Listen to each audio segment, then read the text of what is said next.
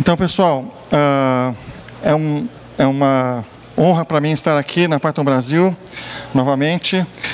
Mas eu queria dar 2 recados antes de começar. Primeiro, se vocês estão preocupados em resolver problemas práticos, amanhã, semana que vem, de concorrência em Python, vocês deviam estar na outra palestra, na palestra do Léo Rochael, onde ele está falando sobre Celery.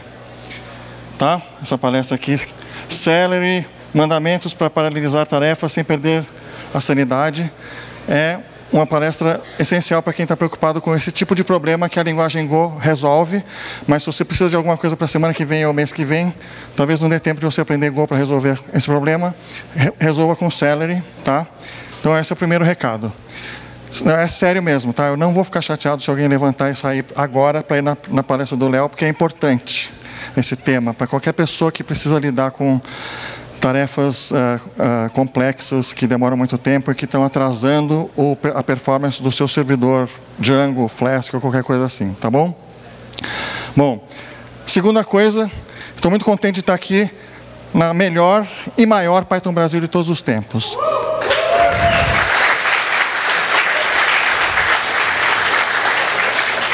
Na comunidade Python, a gente tradicionalmente fala que sempre a Python Brasil mais recente é a melhor de todas. E é a mais pura verdade. Tá? Cada uma é melhor do que todas as outras. Agora, o título de maior de todas não é sempre que uma Python Brasil ganha. Essa daqui ganhou. Tá? Então, parabéns para os organizadores. Está fantástico. Bom, vamos falar algumas coisas aqui. Eu vou falar um pouco sobre Python em 1998. Vou falar sobre concorrência para quem precisa. Vou falar sobre o mito do sistema I/O Bound. Vou explicar o que é isso também. Vou falar sobre alternativas. E vou dar uma leve pincelada, porque a gente só tem 20 minutos, numa palestra que é 2 vezes mais longa do que essa. Então vamos lá. Python em 1998. Eu comecei a trabalhar com Python em 1998. Essa era a cara da homepage Python.org naquela época. Tá? Eu peguei naquele site Wayback Machine. Gostava muito desse logo. Tem uma camiseta com esse logo do Python, que eu guardo. Uma vez eu subi no elevador na PyCon com o Guido, e o Guido, esse logo, super legal, tal. Enfim, bom. Ok, na época, em 98 eu criei uma empresa. Na verdade foi em 99, mas em 98 foi quando eu ganhei o meu primeiro cliente, que daí gerou a necessidade de eu ter uma empresa. No final de 98, que era um site de notícias chamado IDG Now. E aí eu criei uma empresa especializada em fazer sites de notícias. E aí eu tive a honra de trabalhar com muitas pessoas legais da comunidade, inclusive o Léo Rochael, que está dando uma palestra sensacional na outra sala, tá bom? E a gente fez um sistema chamado Página 1, que era um sistema de publicação de notícias para sites grandes. Sites que publicavam centenas ou até milhares de matérias por dia. Tá? O Página 1 era escrito em Zope, um framework que hoje em dia é praticamente desconhecido, mas era o melhor framework web da comunidade Python e do mundo em geral, na minha opinião, naquela época. E que tem um banco de dados orientado a objeto integrado, chamado ZODB. Certo? Tudo isso aqui era Python 1.5.2. E aí apareceu uma necessidade que era o seguinte: um dos nossos clientes, que era um grande portal, era agora não lembro se esse cliente era o Brasil Online ou a AOL. A América Online, quando veio para o Brasil, foram ambos nossos clientes. E a gente precisava ter tinha a seguinte coisa: tinha um site que publicava. Eles tinham um contrato com uma empresa que fornecia fotos de satélite e dados de previsão meteorológica. E não existia API. Isso era 98, tá bom, gente? Então, como é que fazia para pegar os dados? Tinha que acessar um servidor FTP. Então, a nossa primeira implementação, bem simples, a gente tinha funções dentro do Página 1, o nosso sistema, o nosso front-end de publicação, que iam fazer FTP. Tá? Só que a gente percebeu que isso não escalava, era péssimo, inclusive no nível do que o Página 1 estava sendo usado dentro de uma intranet, onde as únicas pessoas que batiam direto no Página 1 era a própria redação, umas 20, 30 pessoas. Tá? O Página 1 estava muito lento, por quê? E a gente foi ver que o problema é que ele ficava esperando respostas do servidor FTP. Tá? Isso estava consumindo uma das poucas threads que o Página 1 tinha, por causa do Zope. Né? O Zope usava no máximo 4 threads. Então, as threads começavam a ficar esperando o FTP, e aí a performance do front-end estava muito ruim. Tá? Como é que a gente resolveu esse problema? A gente resolveu esse problema criando um outro processo, que era um outro script, um programa em Python, mas um programa independente, que rodava direto na linha de comando, tá? Que era um script assíncrono, e ele ele ficava verificando o servidor FTP se tinha novidade. Quando tinha novidade, ele baixava o arquivo, e daí, com o arquivo na rede local, ele mandava para a página 1. E isso funcionava muito bem. Tá? Então, aqui... ou seja, a diferença é, aqui a gente estava consumindo recursos preciosos do nosso servidor web, enquanto aguardava uma resposta de outro lugar, e aqui a gente isso parou de acontecer, certo? Porque as requisições que esse script fazia eram super rápidas, porque o arquivo estava na rede local, está aqui um arquivo novo, entendeu? Fazia uma requisição e então, o Página 1 era notificado que tinha o arquivo, ele recebia o arquivo no corpo da requisição e processava. Tá? Bom, a gente usava o Asyncore, que é uma biblioteca que eu fiquei surpreso, na verdade, quando eu fui pesquisar, que ela ainda está disponível no Python 3, mas está deprecated desde o Python 3.6. Tá? É uma biblioteca de programação assíncrona da biblioteca padrão do Python, bem anterior ao Async.io. Tá? Bom, então tem algumas lições aprendidas aqui. Nunca faça o seu framework web esperar por serviços externos. Por isso que o Celery, da outra palestra, é muito usado pela comunidade Django. A comunidade Django aprendeu isso. Tá? Segundo, programação assíncrona é muito eficiente para escrever clientes de serviços externos. Tá? É o seguinte, a hora que a água bate na bunda e você precisa aprender programação concorrente, não é quando você está servindo o web, geralmente. Porque você tem na frente o Nginx e tal, você tem toda uma arquitetura que pode ser que você nem saiba como funciona, mas que lida muito bem e lida de forma assíncrona com as requisições. Tá? É o front-end, o servidor HTTP que você põe na frente do seu site em Flask, Django, etc. Mas na hora que o seu site precisa ser cliente, aí é que você precisa aprender como é que funciona a programação concorrente. E surpresa, 2018, tudo são APIs. Qualquer sistema não trivial hoje em dia é cliente e servidor também. Certo? Bom, agora, programação concorrente é sempre mais difícil de fazer direito do que a gente imagina. Tá? Não existe bala de prata. Tá? Bom, vamos falar sobre concorrência. Então, ao longo do tempo, a comunidade Python... isso aqui meio que é uma perspectiva minha, não é só da comunidade Python. Né? A gente tinha o Asyncore, algumas bibliotecas externas na época, depois apareceu o Twist, depois apareceu o Tornado, e aí tinha um grande dilema. Cada novo projeto que envolvia programação assíncrona, a gente tinha que escolher entre o Twist e o Tornado. Era uma situação muito ruim, que foi modificada quando apareceu o Async.io. Mas antes de aparecer o Async.io, teve um momento na minha vida que eu resolvi, pela terceira vez, amar, ou pelo menos tentar amar o JavaScript. Mas o meu amor pelo JavaScript nunca foi correspondido. Tá?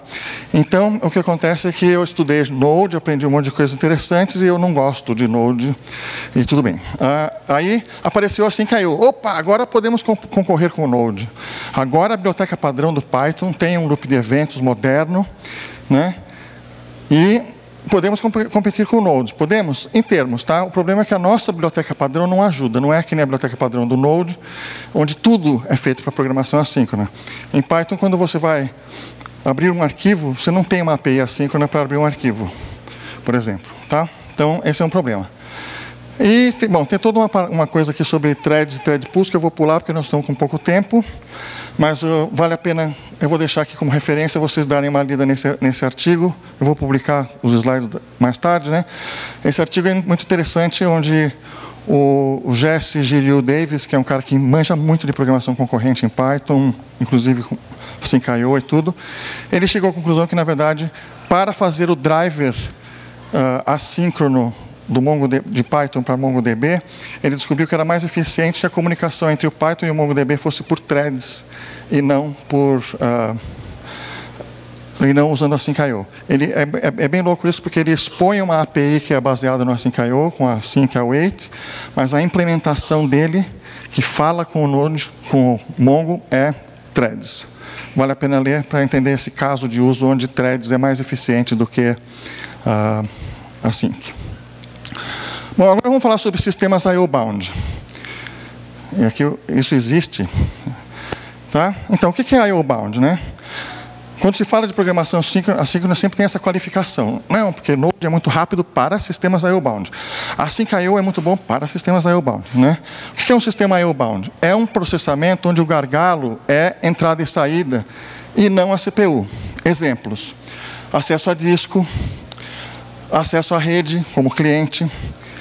E o caso extremo, responder a clientes com conexões muito lentas. Isso é um problema sério. Quando você está expondo o seu software direto na internet a clientes que podem estar usando conexões super lentas de celular, por exemplo, aí o problema é que você tem que conseguir administrar milhares de conexões ao mesmo tempo. E para isso a programação assíncrona é a melhor solução. Tá? Bom, agora, acontece que um sistema I/O-bound é um ser imaginário, como o coelhinho da Páscoa. Tá? Por quê? Você pode ter uma função I/O-bound. Por exemplo, a função que lê um arquivo é I/O-bound. O gargalo do processamento naquele momento vai ser o acesso a disco. Tá? Mas um sistema inteiro nunca é apenas I/O-bound. Tá? Sempre tem partes em qualquer sistema que são CPU-bound. E a evidência mais legal que eu achei para demonstrar esse caso tem a ver com um case da comunidade Python, que é o VLOOP. Né? O VLOOP é escrito, um software, uma biblioteca, escrita pelo Yuri Silivanov, que é um cara sensacional, que merecia uma estátua da comunidade Python, porque ele é o cara que introduziu na linguagem Python as palavras reservadas Async Await. Tá? Então, ele manja muito de programação assíncrona. E ele aproveitou uma característica do Async.io, que é o fato de que você pode trocar o loop de eventos que vem na biblioteca padrão por um outro, que tem uma API documentada para fazer isso, e o seu código você só precisa mudar 2 linhas para isso funcionar. E ele fez esse VLOOP. Tá?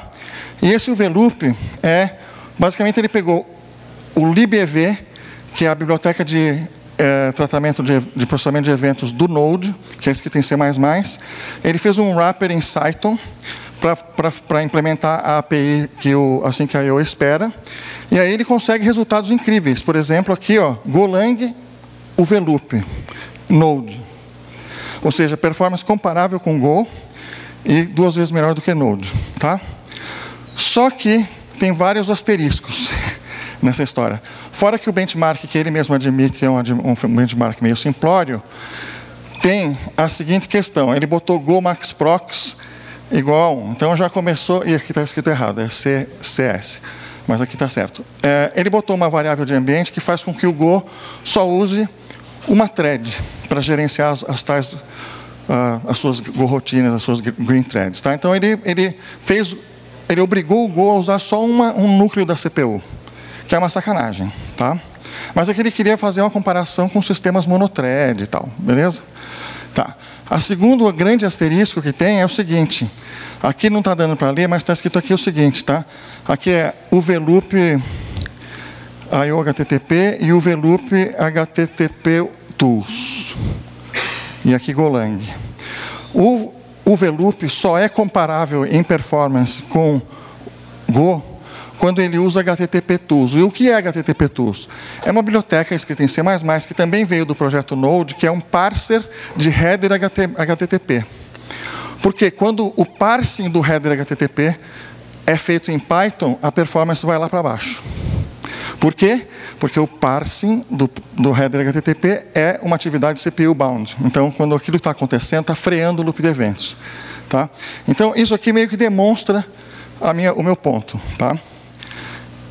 Então é o seguinte, e a gente já viu isso, a gente pode conversar depois na cerveja e tal. Eu já conheci um caso concreto de um sistema que foi ficando gradualmente tão lento, que precisou jogar fora, porque era um sistema assíncrono que com o tempo, os pequenos atrasos das funções CPU-bound foram tornando ele inusável. E na hora que foram tentar resolver o problema, não dá mais para resolver o problema, porque o problema estava espalhado em milhares de lugares diferentes. Tá? Como é que você sai dessa sinuca? Celery, ou você pode reinventar a roda com multiprocessing, ou node cluster, ou você pode usar uma outra linguagem para resolver esse problema. Tá? Então, quais são as alternativas? Há 7 anos atrás, nós tivemos um excelente keynote dentro da nossa tradição que nós precisamos restabelecer na Python Brasil, de sempre ter um keynote para falar sobre uma linguagem diferente de Python. Tá? E foi o Gustavo Niemeyer que apresentou um keynote chamado Python 4.0. Tem vídeos no YouTube, procura Gustavo Niemeyer Python 4, você vai achar. Tá? Na verdade, era uma palestra sobre Go. Ele dizia que, para ele, o Go ele sentia como se o Go fosse o Python 4.0. Tá? E tem o José Valim, que palestrou na Python Brasil em Porto de Galinhas, né, que inventou a linguagem Elixir. Tem um vídeo, Elixir, a mini documentary, que é muito legal. Ele faz uma demonstração com 2 computadores para mostrar como é fácil programar sistemas distribuídos em Elixir. Vale muito a pena. Tá? Bom, por que eu resolvi estudar Go primeiro? Porque eu estou apaixonado por essas 2 linguagens, tá? Além de Python. Continuo apaixonado por Python. Mas eu estou gostando muito de estudar Go e Elixir, mas eu resolvi priorizar Go, porque é mais fácil de aprender para quem é pythonista. Elixir é uma linguagem funcional, Go é uma linguagem procedural com um pequeno molho de orientação a objeto. Compila direto para o código nativo, que é uma coisa que Elixir não faz e Python também não faz. Então é legal ter na sua cinto de ferramentas conhecimento sobre uma linguagem mais agradável do que C, que compila para código nativo. E o mercado, certo? Go está se popularizando muito rápido. Tá?